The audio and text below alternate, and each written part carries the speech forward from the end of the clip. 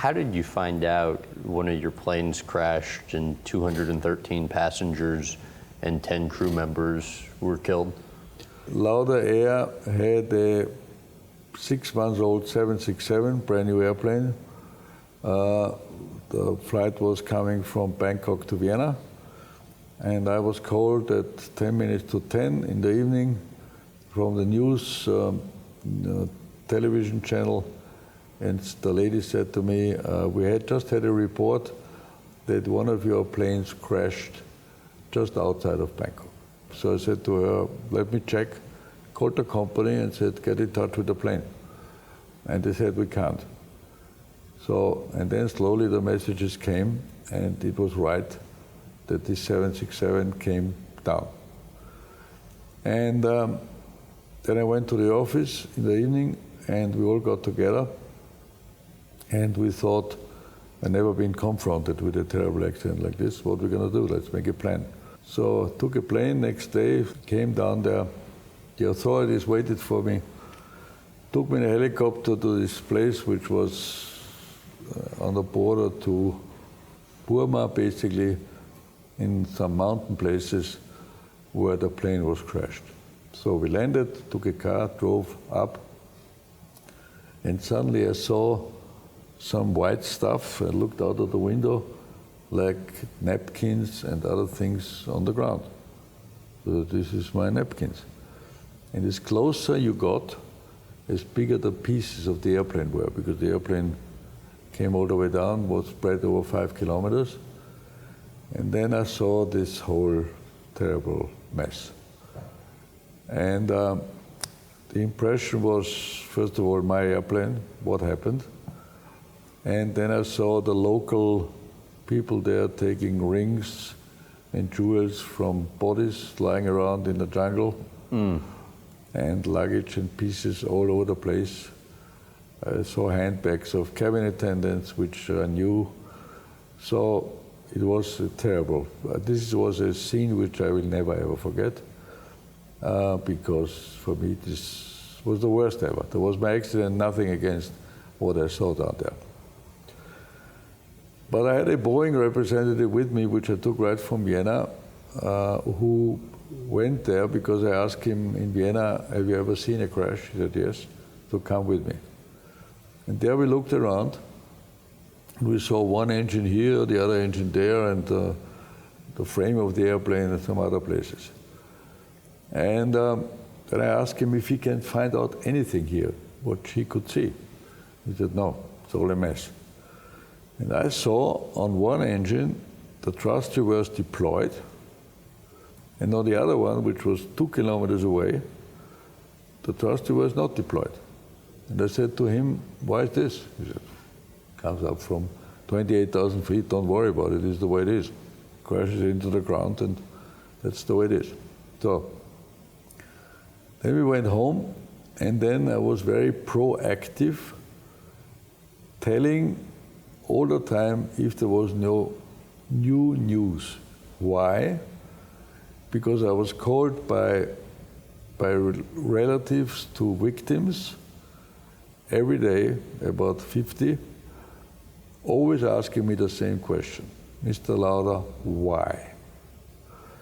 And I immediately realized what is the most important for these people in all this sadness, losing one of their kids, husbands, wives, whatever, to give them a reason.